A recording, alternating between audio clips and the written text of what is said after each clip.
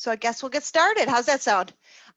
Good morning, everyone, and welcome. It is 8:30 a.m. in Ithaca on a Sunday morning. So I apologize. I still have that morning voice going on right now. So bear with me. I'm a couple octaves higher a little bit. But anyways, so welcome. This is all about spouses and partners and your children as to what kind of supports are available through Cornell as you start your graduate program here today. So my name is Jana LeMay, and I go by the pronouns she and her, and I'm the Assistant Dean for Student Life at the Graduate School. I also serve as the chair of what we call the Students with Families Advisory Committee, okay? And this is a committee made up of cross-campus partners that are all intersecting with students with families on any kind of issue. So we have a representative from the Global Learning, we have a representative from Cornell Health and all the professional colleges, and it's blanking me, financial aid, student health insurance, all the pieces where you may interact. We get together at least on a monthly basis. We also have student parents, and then also students who are spouses and partners serve on the committee as well. And so we've been really the voice amongst the administration and amongst others to move things forward so that we can better support our students with families. And like I said, students with families as defined as students with spouses and partners, the spouse and partner experience, and then also the children and their experience, but also supporting the family structure that has a child. So that's how we define what our efforts are. So anyways, before I get started, obviously we normally do this in person, and obviously COVID is impacting a lot of how we do our business.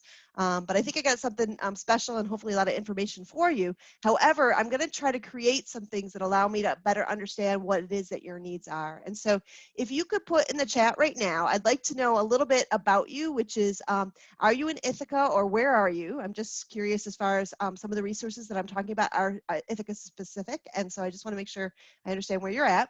And then I also want to know that what questions that might you have coming into the session that will be helpful to me as well. And then a little bit about your family makeup. Are you here interested in the spouse partner supports, or are you here interested in the children support? So it doesn't matter what, but if you could include that in the chat function, that would be helpful for me, but then also so that you all can figure out who's in the room too before we get started. So I'm going to give you a couple minutes to do that. I'm from Malaysia. Good evening. Oh, Siva. Oh, Malaysia. Yes.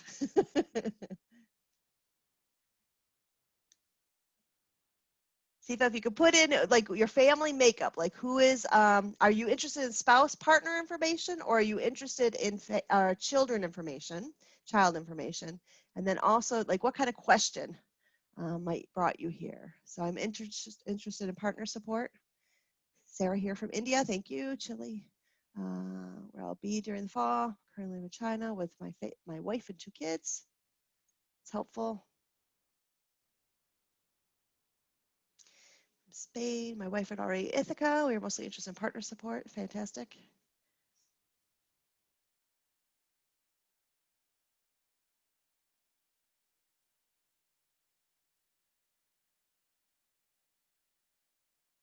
Spouse and children support. Okay.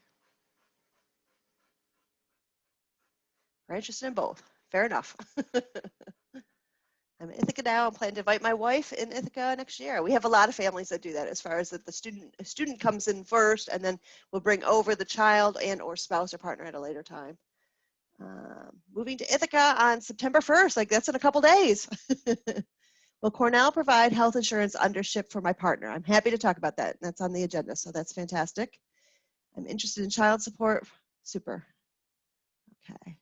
So I think I have a hodgepodge of a little bit of everything. So I'm going to hopefully share enough so that everybody gets something out of it. Please use the chat function. I really want to make sure that you have this information. So please feel free to interrupt and or just ask a question at any time. So let me share my screen with you, okay, so we can get this started.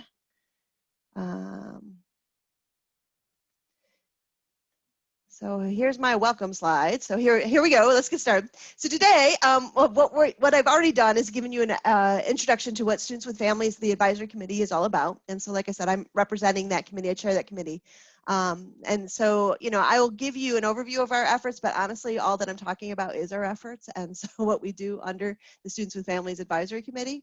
Another agenda piece that I would hope for today is that I'm hoping that you have the opportunity to connect. So I'm trying to recreate what we do in person, but I more importantly want to acknowledge that families often feel a little bit isolated, especially if they're not living in Hasbrook, and I will talk a little bit more about that in a minute, but I really want you to have the opportunity to connect with others. So please bear with me, but I do have a couple breakout rooms where the goal is really for you to establish some connections with other families and hopefully, gain a peer support throughout this.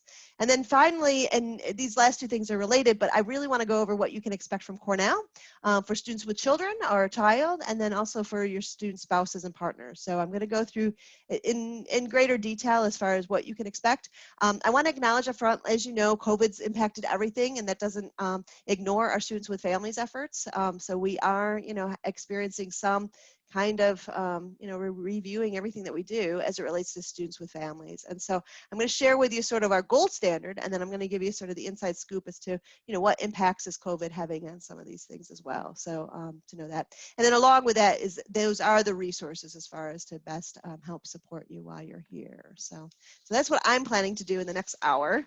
I want to give you a little context as far as that you may be wondering, you are not alone. So we do know that we have students with families here, and we do do a lot of data collection as part of the Students with Families Advisory Committee. We've looked at this data greatly to try to figure out, what is the student parent and the student who has a spouse partner's experience with Cornell, and does that differ between a student that doesn't have a child or a student that doesn't have a spouse or partner. And so that's been really interesting. I'm not going to go into that data point right now, but as part of that project, I can tell you with certainty that we have 9% of our Cornell graduate students have a dependent, a child or children. We know that most of those kids, not all, but most of those kids are under 5 years old. So this is a really difficult, time, child rearing. I have a 12-year-old, so I guess remember under 5, that's a tough time. And so we get that.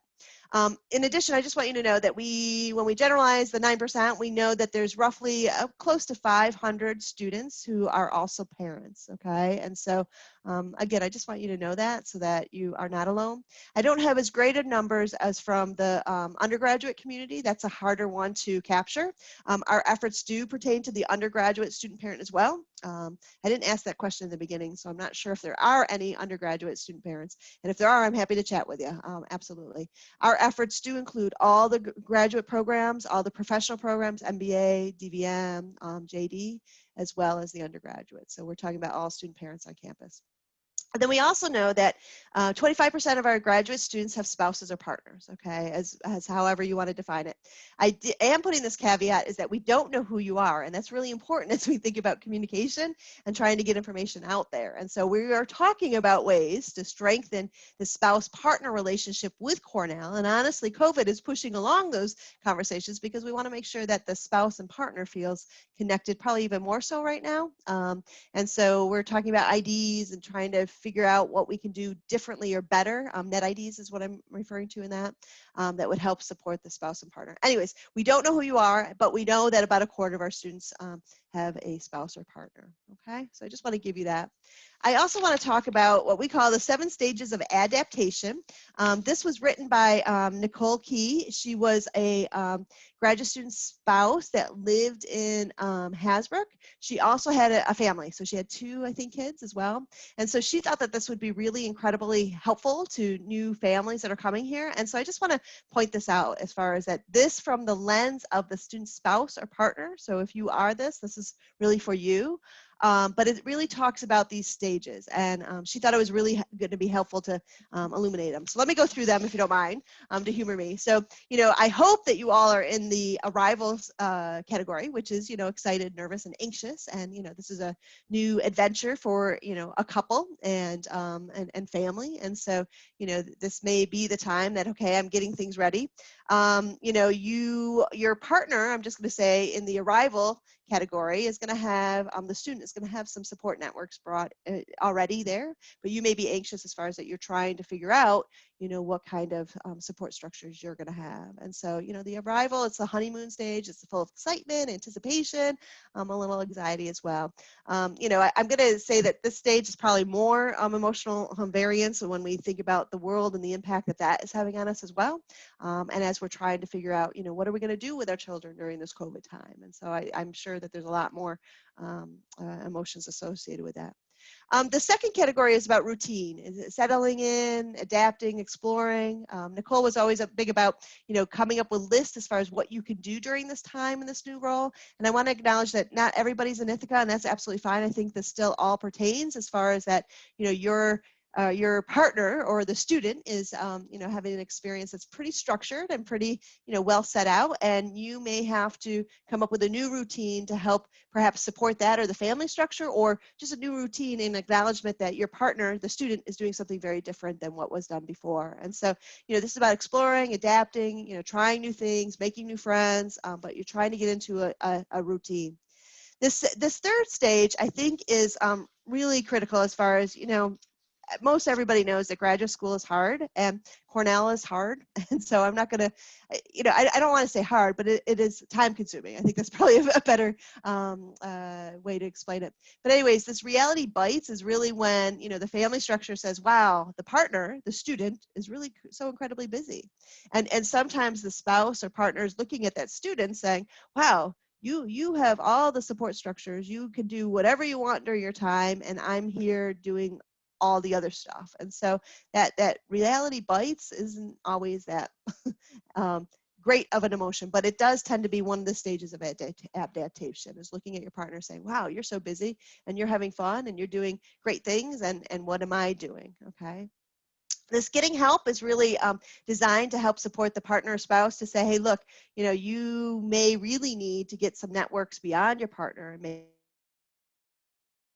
support structures as well. I'm happy to talk to you about that, especially if you're in the reality bites too long kind of stage. But, really, getting out there, making your own connections, resources can be really helpful in an effort to get your own help. And then I am okay. So there tends to be this sort of revelation that, okay, I'm okay. And then when student partners get to that community stage, they become thriving, contributing, helping others. That's normally when I get to interact with them, quite frankly. And, they come to me and they say, hey, look, I want to give back. What can I do? And, I'm a spouse or partner. My experience was really hard. I'd like to make it better for others. And so, that community or coming up, it doesn't need to be with me, but, giving to others and often to others in similar kinds of positions is what the student spouse or partner wants to do. And that's a really good thing. And then departure, leaving Cornell or even Ithaca, but saying goodbye. I've heard I talked to a lot of students with families, and, one of the more difficult things if you have child or children is that we are a really transient community. And so departure and leaving and saying goodbye is, part of this. So you may come in and your support structures may be graduating in a year or so. So I wouldn't discourage you from making that as a connection, but just understanding that you may be explaining goodbye a lot, especially to your young person who's making connections as well. And so I guess I just wanted to share this with you just so that you could see, that, hey, look, this may be different, and, and hopefully this gives you some information of what you can anticipate as far as, in your next year or semester or however long it takes. And I'm not going to say this is linear. I'm sure that there's ups and downs and going back, and that's fine too, but just be mindful of that as you go through this. So we're gonna start off with an introduction, okay? Because like I said, I really do want you to make connections with one another, and try to rely on one another. The best families, I think, that have been able to navigate this, have a robust set of networks. And you all are incoming students. That's my assumption, at least, incoming student family structures. And so, this will be a really good time for you to connect with one another. So what I'm going to do is I'm going to put you in breakout rooms. And what I want you to do is just introduce yourself, your connection to Cornell, okay, what your family makeup may be. And then I would like you as a group to decide on, one question that you really want to be answered this morning, my time, okay? And then when you come back in the chat, just put that question down and we'll make sure that we get to that. So I'm gonna pause, I'm gonna stop my share. I'm still learning some of this, so forgive me. And I'm gonna send you out to your breakout room. Super. Okay, I think we have everybody back. Okay, I hope that was helpful. I would ask for you that if there was something in your group that you wanted us to talk about, please put that in the chat so I can make sure that we do that. Okay. And then at this point, what I'm going to do is I want to go over what we do for students with children. Okay. So, and I think this is going to answer a lot of your questions. How many of you know about the Students with Families website? Okay, nobody. So and that's okay. So I'm going to introduce you to this website that's going to have a lot of the information there. And like I said, the Students with Families Advisory Committee, we gathered all this information to one central place so that folks could be able to look at it. But I want to go over it, and then if anything I'm saying has any questions or concerns, please let me know. So I'm going to share my screen, and let's see. I think I can get to it. Yep. Can you all see my Students with Families? Okay. So this is the Students with Families website. I'm going to just orient you to this. At the top, what we have is we have a whole section for the expectant student. And so if at any time your family wants to expand, that would be a great place to go to talk about, what supports are available for your student who may be expecting. The second column, which is what we're going to go through in a couple minutes, is students with children. We also have a tab for spouses and partners. We have some policies. I'm not going to go necessarily into that so much, but we do have some policies that support our students with families. We have information about resources, and this is going to be quite helpful for students with children that want to get connected to the Ithaca area. Okay, so there's a lot of good information in there. And then the contact information, we do have our committee all named out, and you can contact any of us. And then events, that's a column that we're trying to, or tab that we're working on as far as how we fix that. But let me go over the students with children, because there's some great things in here that will get you started to understand what we can do. So this is our home site for the Students with Children. On the left-hand column, you're going to see all the stuff that I really want to talk about as far as that. If you have a child, this is the first thing that I want you to do. I want you to become informed, okay? Like I said, we don't know who the spouse or partner is. We really don't know who the students are that have children. And so this makes communicating with you all a little bit more difficult. And so I'm going to encourage you, and I'm going to go over this at the end. We do have a Facebook website that you can enter. We have about 650 folks that follow it. As a result of COVID, we're taking a different approach this coming semester as far as making sure that we post more things that are going out in the community. And so that may be really quite helpful to you. So I'm just going to give me 1 second. Yes. Okay. I need you to leave. Okay, sweetie. Okay, thank you. But yes, that's fine. Sorry, I have a 12-year-old who just came and gave me a note. So yes, she can wear her new clothes when we go shopping a little later today. So anyway, so the Facebook site is something that I want to make sure that you know about and get connected to, because that is going to be how we communicate what's going on. There's been a lot of changes to the Cornell events, and they're going virtual, and I bet you they're going to benefit a lot of folks that are not here in Ithaca as well. And so again, once we learn more about those kind of things, we're going to be sending it out on Facebook. I just learned, and like I said in the beginning, COVID's challenging us all, and one of the things that is challenging is how we support our students with families. So I just learned, like our Cornell Cinema typically has a kid-friendly movie series that a lot of our families go to, and they're going all virtual. And so once we get that all sorted out, I'll be able to post that on Facebook so that the families then know. And like I said, I think this is going to have greater reach to our families that are not just here in Ithaca. So I think there's going to be some really neat things there. But that's how we're going to communicate. So make sure you stay connected, because like I said, we don't know who our student who has a child is. We don't know who the spouse and partner is. So anybody can join this Facebook site, and that's what it's designed for. Okay.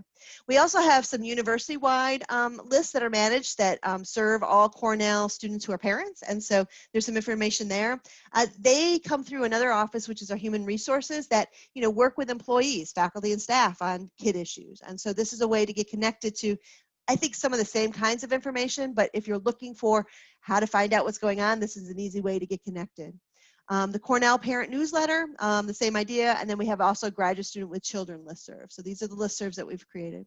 I want to note that the Big Red Barn is a place that has a family fellow, and so their design is to come up with at least monthly sessions for children. And so before COVID, everybody would congregate at this physical space and we would do some activities. We had a holiday party. We did pumpkin carving was one of our big ones. We did a Kids Science Day. They were great events. Obviously, those are being challenged, and obviously the Big Red Barn is now doing virtual events. And so their Family Fellow will be doing virtual events. So you're going to want to get onto that listserv so that you can find out what's going on through there. Again, a lot of these are cross-listed, so don't worry too much, but I just want to give you how we expect our families to interact with us because we don't know who you are, and this is a challenge. For you to become familiar with what's going on at Cornell, I'd encourage you to go to the Cornell events calendar. And so I don't normally post things on Facebook that relate to that. This is really just a collection of every event that's going on the campus. A lot of our events are being forced virtual this year, and so there may be some things that you could get involved in. We tend to know about anything that has to do with kids because that's what we're about, but there may be some other things that you may be interested that you can find out through there. The other thing is they also Cornell eList. There's all these different kind of eList. They're talking about how to maximize this, and I'm going to get back to you later on that. I wouldn't focus on this so much right now because they're moving towards one communication that will allow our students to access us all. After I get done with the session on Facebook in a couple weeks here, I'm going to be posting how to get connected. That's what I typically do at the beginning of every semester, so you may want to look for that, and then that will have more directions. It's likely not going to include this information, the direction that we're going. Does that make sense? And I think I had a question. Hold on, I got to figure out how to see my question. Sorry, hold on. Dikshin, can you tell me what the question is? I don't think I can see it because I have my shared screen on. Do you know what I mean? Is it in the chat? I think so. I just saw that a chat came through and I can't see. Oh, okay. I think Elizabeth just posted the Cinemapolis site. Yeah, that was me, no question. Okay, super. Just want to make sure we got there. Okay, super. So schools. So let's talk a little bit about schools, childcare and schools. So the first thing I want you to know about is we have a live person that you could talk to about your childcare needs, okay? And her name is Diane Braddock. She's in this first paragraph. And so Diane is an expert of knowing all things Ithaca as to what's available for care. I'll just say Ithaca is hard as far as there's waiting list. It tends to be expensive.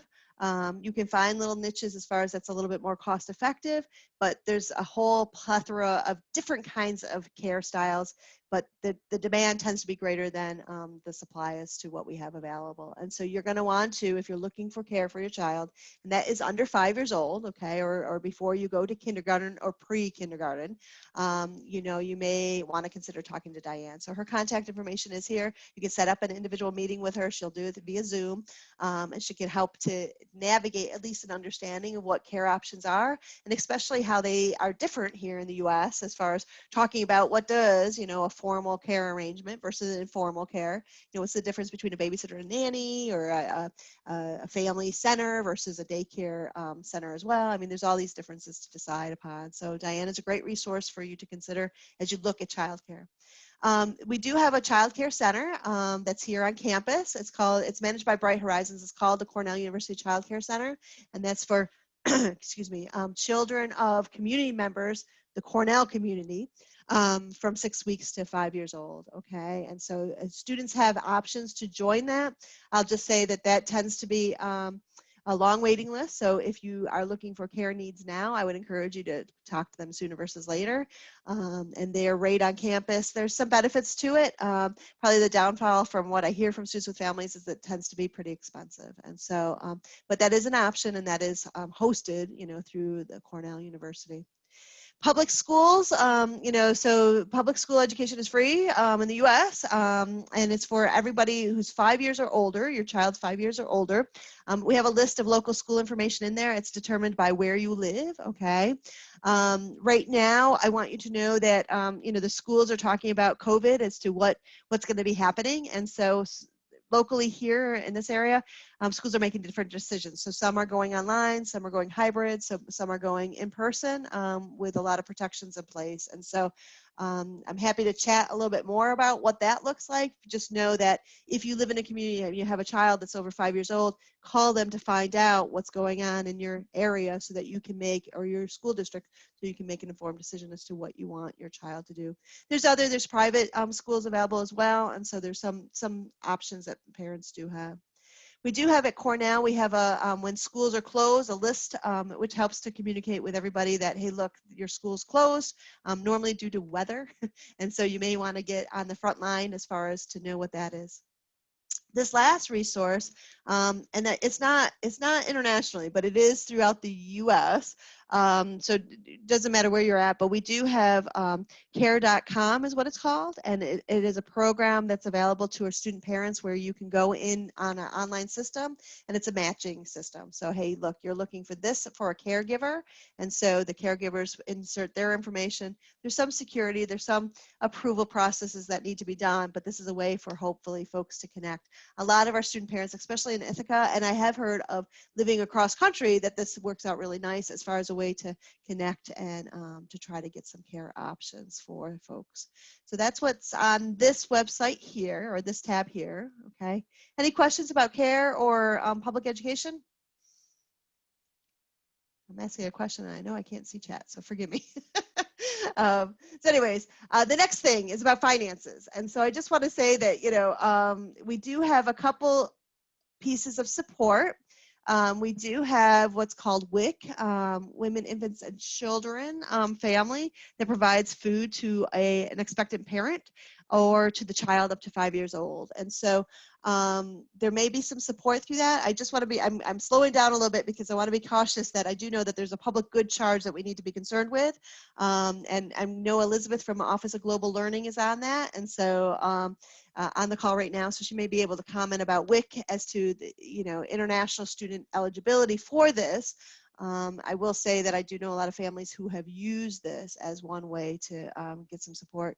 Elizabeth, do you want to comment on that? Because I know that things are different now with, you know, all the regulations that are happening for international students. Yeah, so I know, excuse me, I know we do have some information on the public charge rule on our website, which I am going to post in the chat box. So there's some just parameters that you have to keep in mind when you're getting public funds. Some things are okay to take, like emergency funding if you have like an ongoing medical condition, but you really need to be sure that you fall into that category before you accept any money, rather than, you know, retroactively. So just check that link before you accept any funds that could be considered a public charge violation. Yeah. Thanks, Elizabeth. I'll make sure that I add that to the website. So in years past, this hasn't been as significant, but it is now. And so I want to make sure that we do that. I just want to point out, you know, there's an Office of Financial Aid and Student Employment, you know, that they can perhaps provide some support as to student employment. So your student parent who may be, you know, a student, you know, could get some funds through being employed by Cornell. Okay. They're not, you know, that tends to be 10, 15 hours a week and, you know, $15 an hour. So it's not a huge amount of monies, but there may be some options there. We do have a Cornell Student Childcare Grant Program, and I'll go over a little bit more detail about that in a second. And then I just want to point out that the Cornell Child Care Center does have some financial assistance available for students that may need. And so, so that may be another resource that you can use to find out some information. Okay. Health insurance, this tends to be a big one, and especially now more than ever. And so the first one I want you to know is that you can get the student health insurance plan for a dependent, okay? And this includes a child, and there was also a question in the beginning about spouse or partner. And so you can purchase the student health plan for either a child and or partner, or child and children and partner. It's about $3,500 a year, and you'd pay for the premium up front.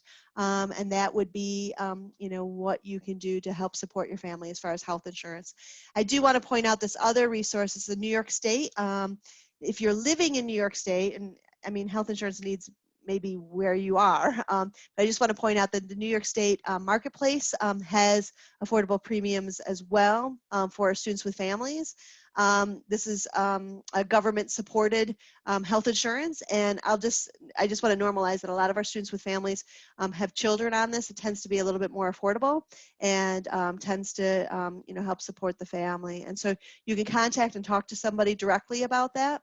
And that may be another option for you, especially if you're living in Ithaca. Okay. There's a couple chats, and I'm going to assume, Diction, please just interrupt me if I need to go back to something, okay? Lactation support may, oh, go ahead. Go Sorry, ahead. we have no. a question from Sarah here. Can spouses take part in part-time jobs in the university? Yeah, I'm going to talk about that in just a minute when I talk about partner and spouse support, okay?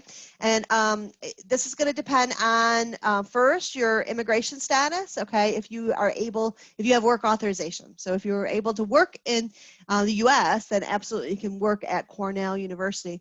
The jobs that are posted for students are for students and not spouses, okay? I'll talk a little bit more about the details in a second for that. But let me go on to about lactation. This probably doesn't matter so much, but the student who needs to lactate or on campus to pump and such, we do have some support for. Maybe this is still true even in the pandemic. We have students that are here, and so there is lactation rooms that are available. I'm guessing that it's probably not a high priority for many of the students that are listening right now. So anyway, so I'll skip through that. Some medical care, I just want you to know that you will want to find a pediatrician or a family medicine doc that can serve your child, okay? There's 2 of them here in town, so there's not really a lot of choices, but I just want you to know that there's Buttermilk Falls and then there's Northeast Pediatrics. And so those are some places that our student families typically use, but this is where, your child can receive health care. Children are not seen at Cornell Health. So Cornell Health is designed for the student, sometimes the spouse as far as counseling support, but not your child, okay? So I just want to make that distinction. There's an after hours program as well at Cornell, at Hugo Medical Center, so that may provide you some support too. And that's what this basically said. As far as that Cornell Health, it's really designed for you as the student, but not necessarily for your child. You could talk to your provider about concerns of your child, but that's not, that's not the primary care for your child. Okay. And then the last piece is really the student child care grant. And so this one, what's on here right now is information left over from the summer program. We did a COVID hardship fund. This is really a good program. Right now, we're talking about what the fall program is going to look like, okay? I'm going to give you a little inside scoop that we hope to be more expansive. We're trying to acknowledge, the impact, the financial impact that COVID is having on everybody. And so you just need to know that historically, we've asked for a lot of documentation. It was tied to child care, meaning that your child needed to be in care to be able to receive a grant. We're taking a much more expansive view on that right now. And so we think that more parents will be eligible for this. So it's significant as far as 0 to 5. We're talking about $4,000. So I tell you that to say that it is significant award, but when you look at the child care expenses, it may not cover everything. And so it's not necessarily designed to do that. We try to provide 2 months worth of care is what it averages out to be in the Ithaca area for infants. So that may be something of interest to you. So that's what we have as far as it pertains to students with children. I'm going to pause right now and I'm going to take off the slide. And then I was hoping that we could have some conversation about some of the information or your questions about, what you saw that may be helpful to you or to provide some clarity about what we do for your child or children.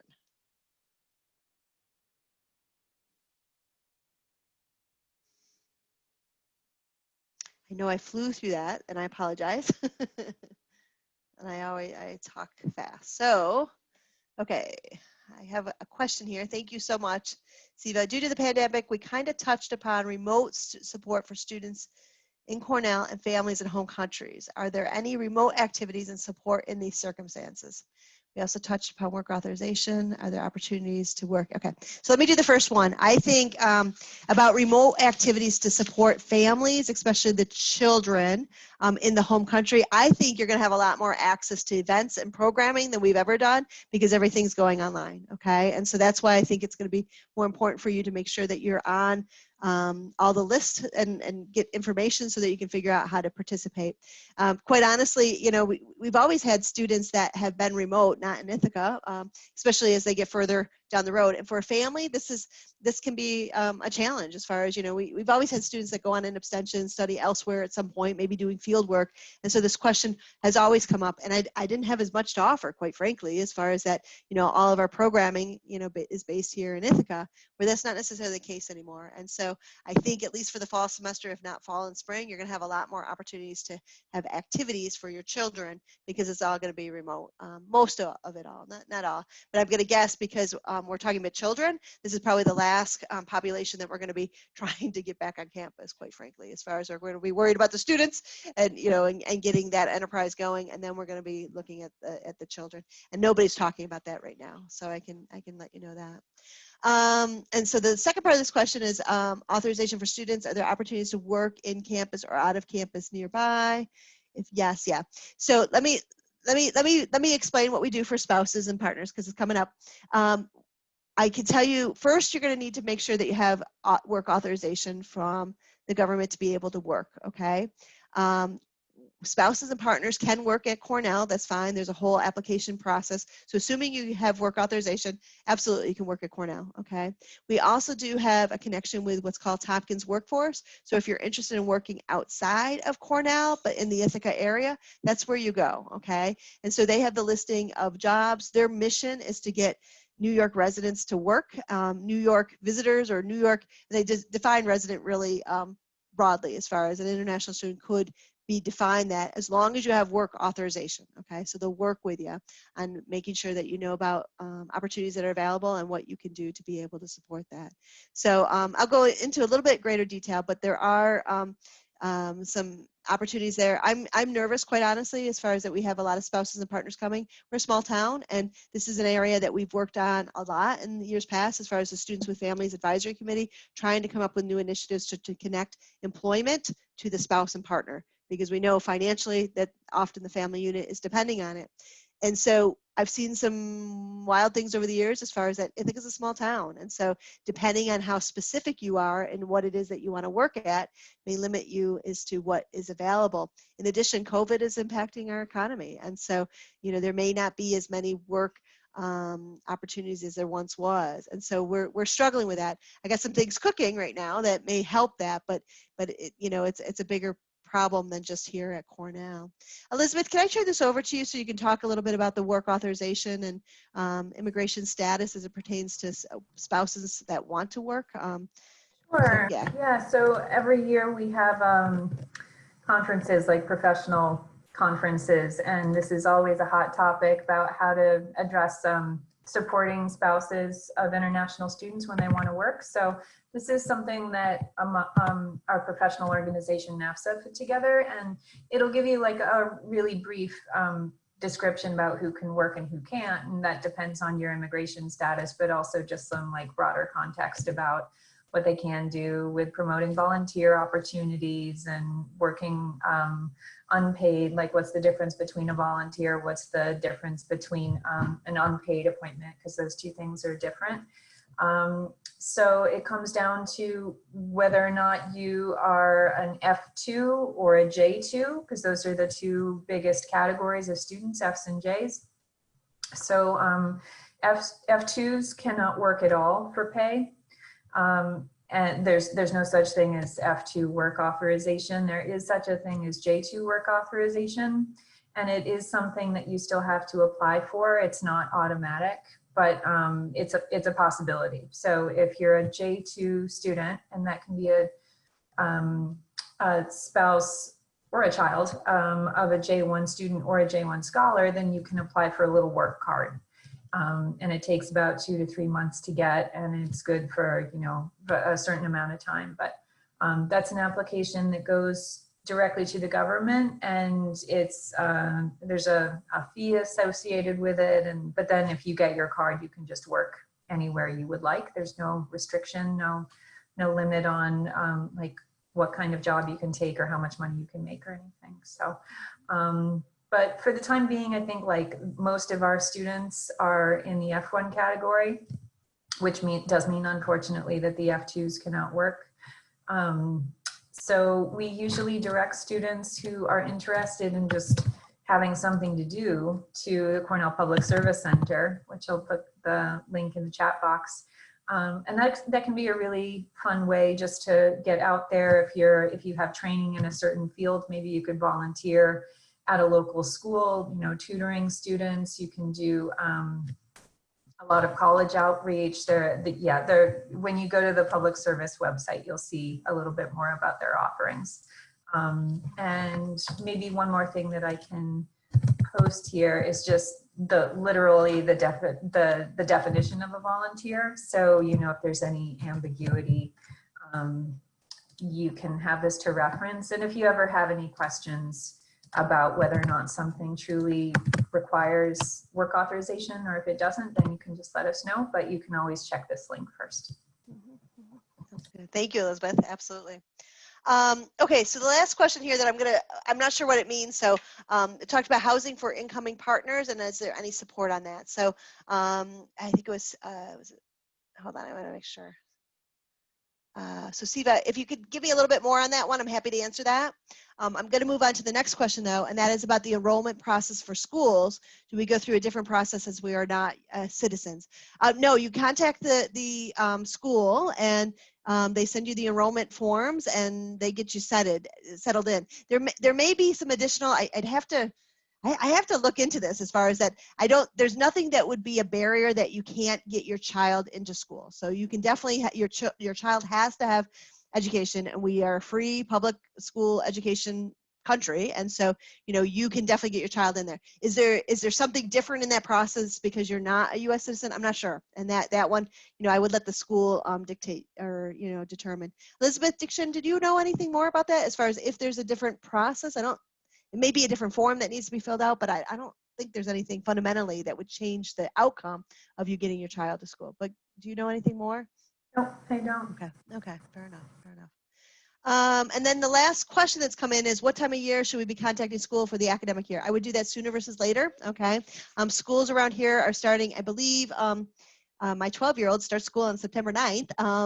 I think Ithaca schools start on, I think 9th as well, maybe the 8th, but it's not next week, but the week after. And so you should be contacting them as soon as you get here and your child is able. Even if you're not here and you're coming here, I would contact them and let them know that you're coming so that they can start making plans for you. We do have it that students can arrive at any time during the school year. And so, you know, if you're coming in October, contact them now and then get them all ready.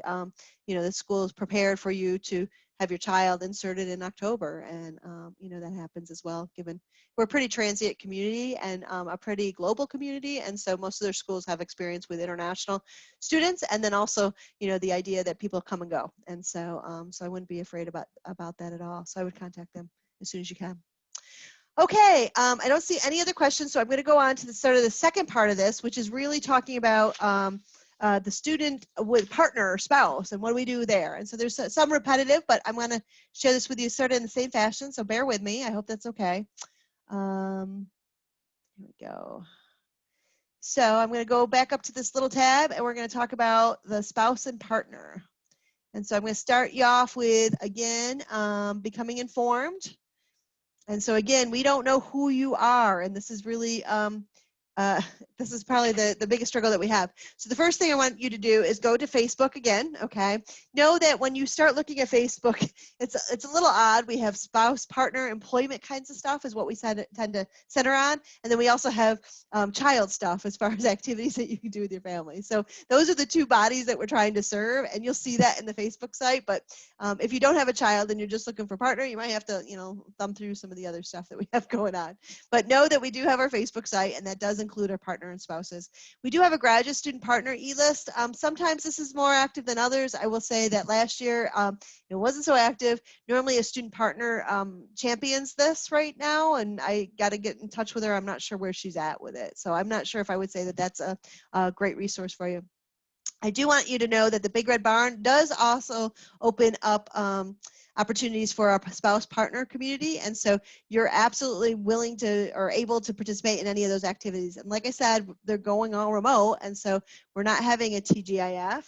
We still are having an international conversation hour. So there's some other things that are going on that you may want to participate, and you can as a spouse or partner. And so again, contact Jen Forbes. She's the director of the barn, and she can get you hooked up with there. And then again, the Cornell events calendar will tell you if an event is public, and so you're more than welcome to participate in that as well. Okay. Jana, Sarah wants Yeah. to know, can you post the link for the Facebook page? Absolutely. I'll get to that in just a minute. So yes. Yeah, give me just a second on that one. Cornell Courses. So oftentimes we have students, partners, and spouses that are like, hey, I want to take a course. You know, I'm at Cornell. Why not? And so we do, there's a couple different opportunities that are available. You can take a course. You can do this through the School of Continuing Education summer session. Right now, you know, we're trying to figure out making sure that all of our students have access to courses that they need.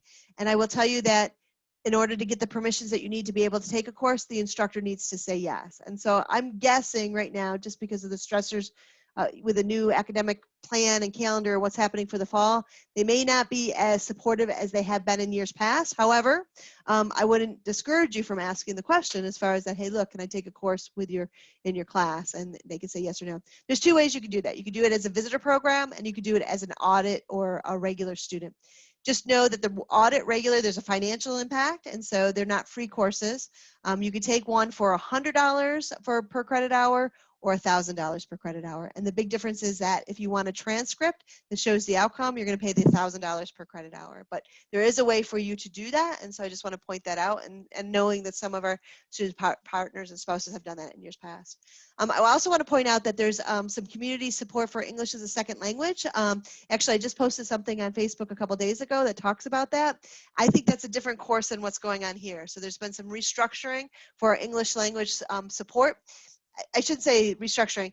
It's in addition to what this is being offered as far as community ESL. So know that there's some things there that are going on. You can contact that website for that program, but also know that I posted another opportunity on the website just a couple days ago that may be of interest to you. So that's what we do for courses. We do have Cornell Student Ids, okay? That is available for spouses and partners, and so it's a one-time fee of $40. You can do this. I would give it another week, to be honest with you, because I think everybody's trying to get the new students in, okay? I'd give them another week. But you can contact them, and then what this can do is that it can allow you to access the library and then also pay for the student bus rate. And so those are some of the fitness center facilities you can use as well. Obviously, those aren't happening like they were before, so I'm not sure if that's going to be the motivation. But the library may be of interest, and then, like I said, the bus rate may be interest as well. So those are two things. The employment we've hit hard on beforehand, but I just want to make sure I put a call out. This organization that I'm talking about that is called Tompkins Workforce New York. And so that's the center in Ithaca that you can go to, and they can help you with resume writing. They can help you with understanding what jobs are available here in Ithaca. They can do some introducing you to employers. They have a young professional opportunity development. I forget, they call themselves POD, but it's like a support group for those that are looking for jobs that are sort of young professionals trying to get into the Ithaca area. I have a lot of respect for them. Normally we bring them to campus to be able to talk to our student partners and spouses directly about their concerns. And just give me 1 second. I apologize. My dog's going nuts because of a storm. So excuse me.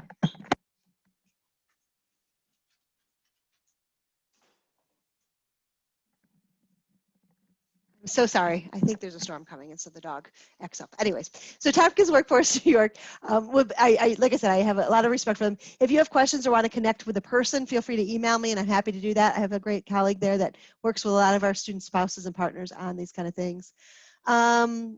The other thing that we do here is we typically host them to campus. We're trying to figure out how to do that. It's probably going to be a Zoom session with Tompkins Workforce.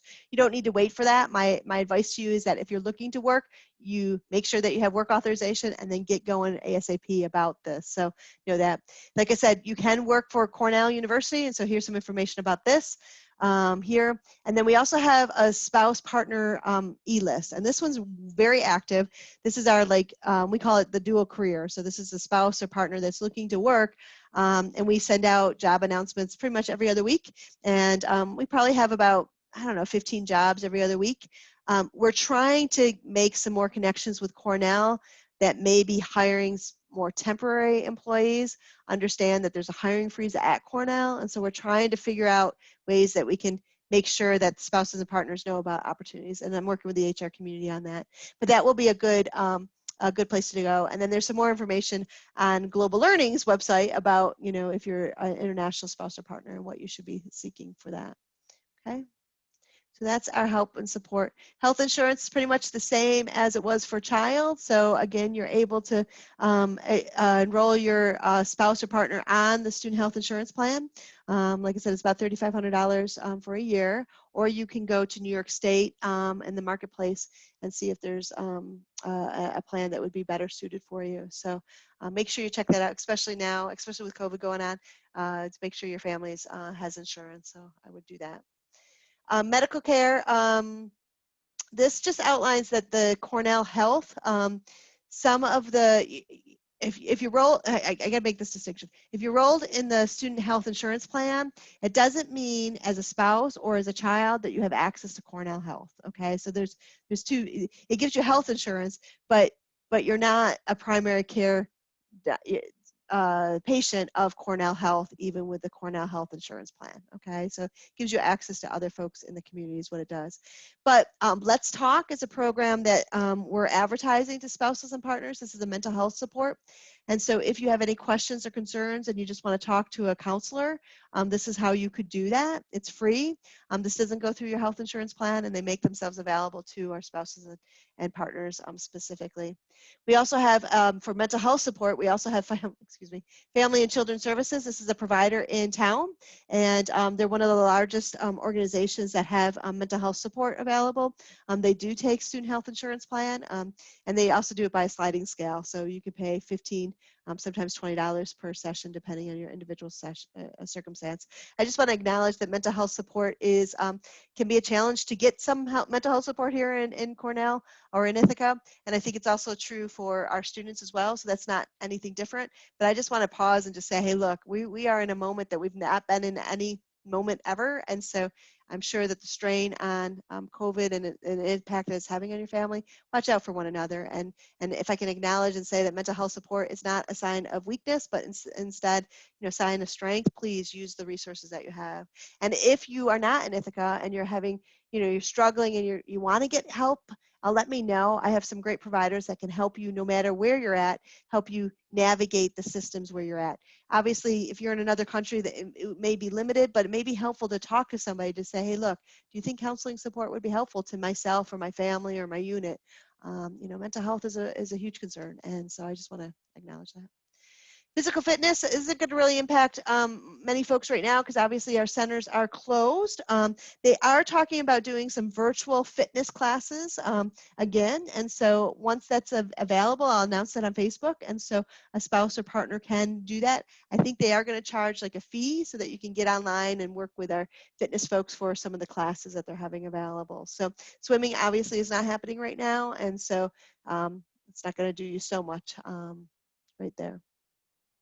Volunteering. Elizabeth talked about this a while ago, and I think that in my experience of working with spouses and partners, probably the biggest thing I hear is that, gosh, I need something meaningful. And so what I hear, of especially the family unit that comes to Ithaca is, hey, look, I really need something to do, and I really want it to be, something that's meaningful. And so especially when there's visa restrictions as far as what ability to work, our Cornell Public Service Center has been working with our spouses and partners in an effort to find some meaningful work.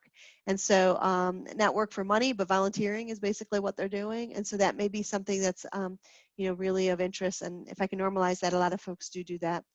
The other thing that I'll point out is that Tompkins County has what's called the Tompkins Time Traders. It's really a neat system where you're bartering your time. So if I have an expertise in massage therapy and somebody has an expertise or a skill, let's just say, in cleaning up a yard, well, I can, massage you and you can come over and you can clean up my yard. And so they, 1 hour is 1 hour, and they just trade off on things. So I think it's a neat, Ithaca only kind of thing. They're throughout the country, but Ithaca does have it. And then finally, the what now is really talking about Nicole's feedback as far as the stages that I went through, as far as the stages of adaptation. So there's some information on there. So I'm going to stop sharing, and that's what we have for partners and spouses. And so I want to make sure to have your questions about what do you have available, or what questions do you have about, what support we have for spouses and partners. It's a question about spouse ID, and spouse ID is also needed to open their patient portal at Cornell Health. Yes. Right now, only I, the student, have access. Yes. Contact me. Yes, you're right. Absolutely. They've made some gains in that. So, Antonio, I have heard this in the past, and we have been able to, I think what Cornell Health has done is assign net IDs for this specific purpose. I worked with a partner spouse on that last year, honestly. And so I'm happy to connect you with the right person just so that we can get to the answer faster. But I acknowledge that that is a shortcoming of the system. I do know that they are talking about getting partners and spouses student net IDs, and that would help with this regard. And this could be on the list of a reason to be able to do that. And so, but let me know sooner versus later if there's questions about the spouse needing access to the Cornell Health portal, and that would be true. And then Siva, the American Red Cross is a good place volunteering. Yes, I agree with you. I had an amazing time in the chapter in Indiana. It's fantastic. I will say that the Cornell Public Service Center, what I like about them and why I promote them versus any individual organization is that they know what's available here in Ithaca, and it also gives you a connection to Cornell. So you absolutely have every right to knock on a door and, American Red Cross or whomever, whatever agency you want to work with or volunteer at, and say, hey, look, I'm available. Can I work with you? But if you're looking for a little bit more confidence or a little bit more Cornell connection, that's what the Public Service Center can do. And so it just may be helpful if you're new in a community and you're trying to weigh the difference between the American Red Cross and some of these other great organizations. And it would be helpful, if something happens that goes awry, that you have, the Cornell Public Service Center to go back to and, have some conversations about it as well. And so that would be what I would say to that. But yeah, Antonio, back to your question as far as try to get her a net ID. That's not available right now. That's something that we're talking about. Have her contact me, or you contact me, and I'm happy to connect you with the person at Cornell Health that can. It's a temporary, something that they did last year as a sort of a fix, but I want to get you to the right place so that you're not having to champion yourself with a lot of different people. So, so I think that will be a little bit faster for you. Okay. So, so any other questions about the spouse partner experience and what you can expect from Cornell?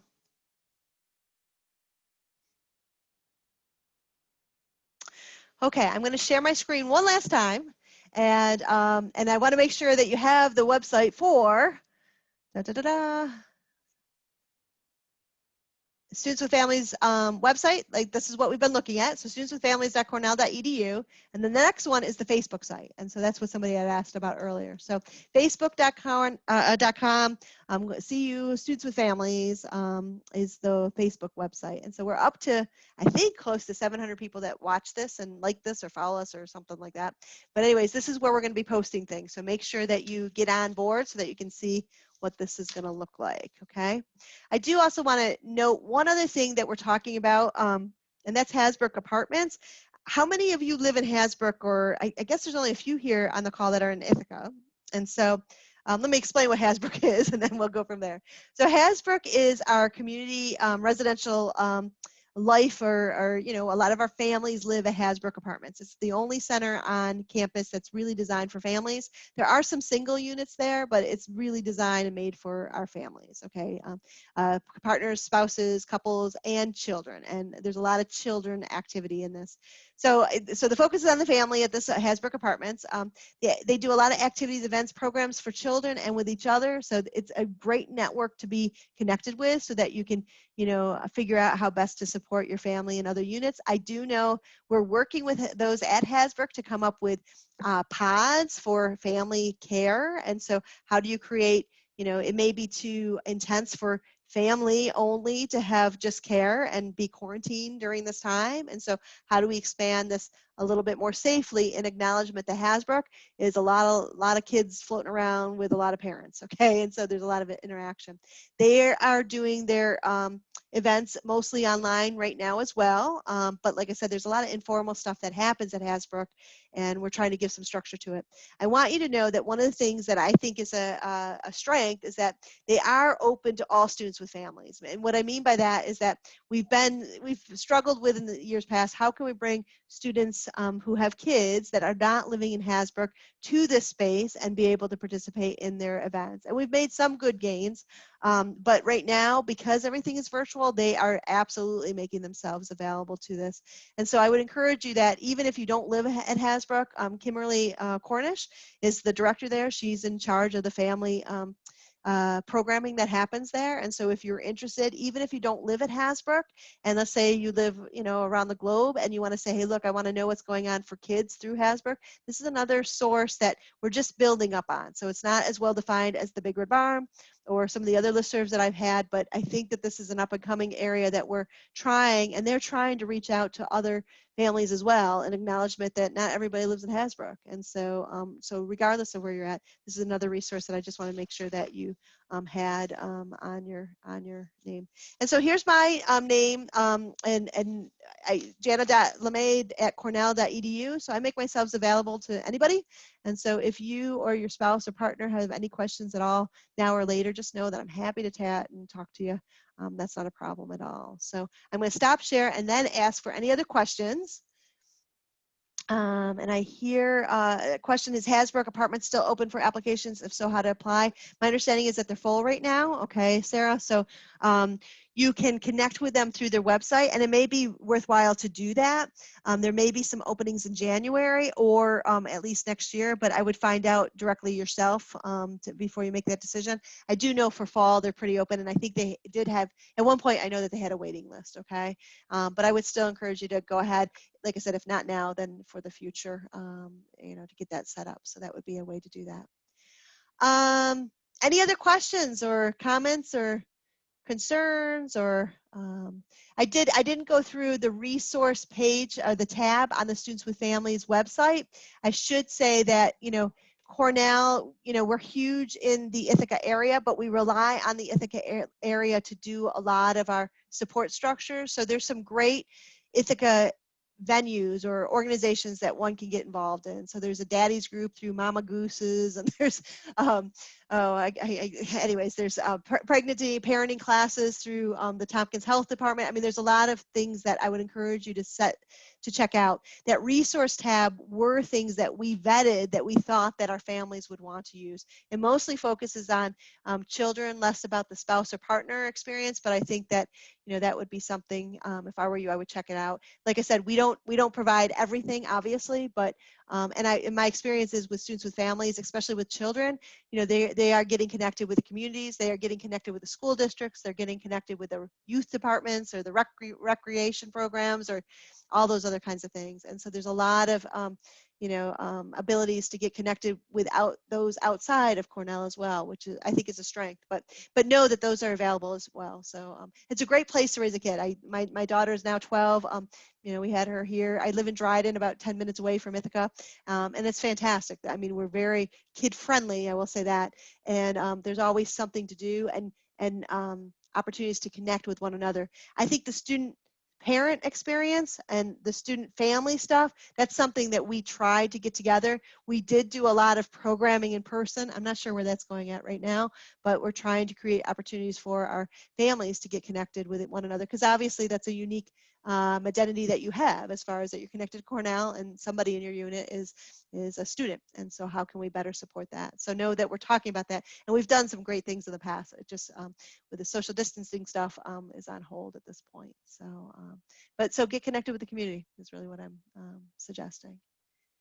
Any questions or oh, there was one here, sorry. Can your office help with the leasing contracts when we find off-campus housing? I've heard, can be a little bit confusing. Yes, I don't necessarily do this, but I know a lot of people, and so I'm happy to connect you with Denise Thompson, who is the director of the off-campus housing, and depending on your situation, you know, she absolutely can help you. So she may recommend it, you know, if it's a higher level, meaning that there's more of a concern about legal contracts and such, she'll refer you to somebody else. But if it's something about just trying to figure out the off-campus housing landscape, absolutely, that's something that she could do. Check out our website, Zabina, I hope I say your name correctly. Check out their website first because she's got a lot of information on there. But if you have other questions or want to connect with her, please feel free to let me know. Especially a student with family coming to, you know, Ithaca can be quite confusing. So, and I see a wave. Hi. Any other questions that you might have? Well, I'm going to take off, but JSL 62, if anybody has any other questions, feel free to let me know and we'll go from there. So thank you very much for coming today. Okay, take Thanks, care. Anna.